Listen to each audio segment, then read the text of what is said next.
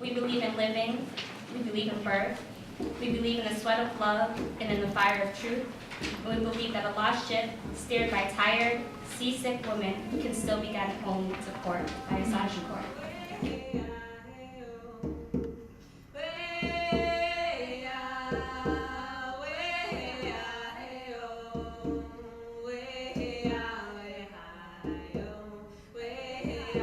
And the language that's coming, and language is freedom too, right? But it can also be so restricting.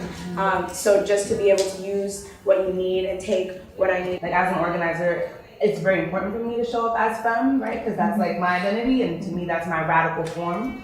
So I'll shut down some shit like with full like makeup, face, heels on, standing up against supremacy, right? So like for me, that's showing little girls, that's showing femmes, like, oh, you can do this, and not have to like conform. I can't be around white people to heal from racism. That it doesn't make sense. So when I come to a space where it's people of color, I feel like I'm able to heal and get some of what toxic whiteness takes away from me all the time.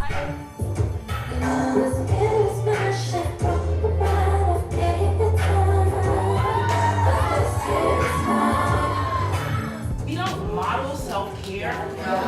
If our generation doesn't model self-care to the younger generation, they're going to believe what they see, which is that fighting for justice and equity and hope means running yourself into the ground, means ripping yourself apart, means losing yourself, falling into depression. Like, these young people are watching what we do. And so if I don't continue to learn my language and continue to pray and do what I do, but still, live in the city that I live in, I feel like, that we're going to be lost. Eventually, years down the line, we aren't going to exist. And I refuse to let that happen.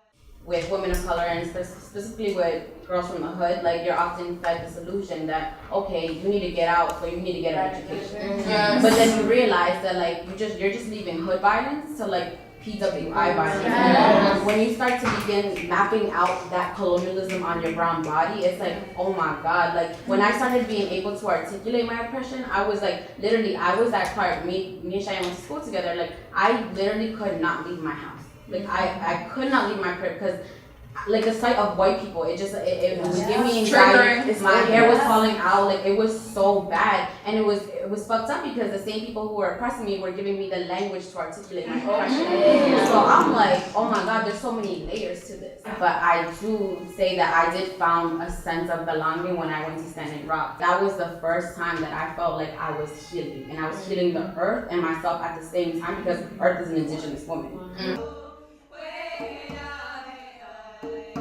We are a legacy of the past and leaders of the future. We will carry on the resilient energy of our ancestors And love, light, and solidarity. Yeah!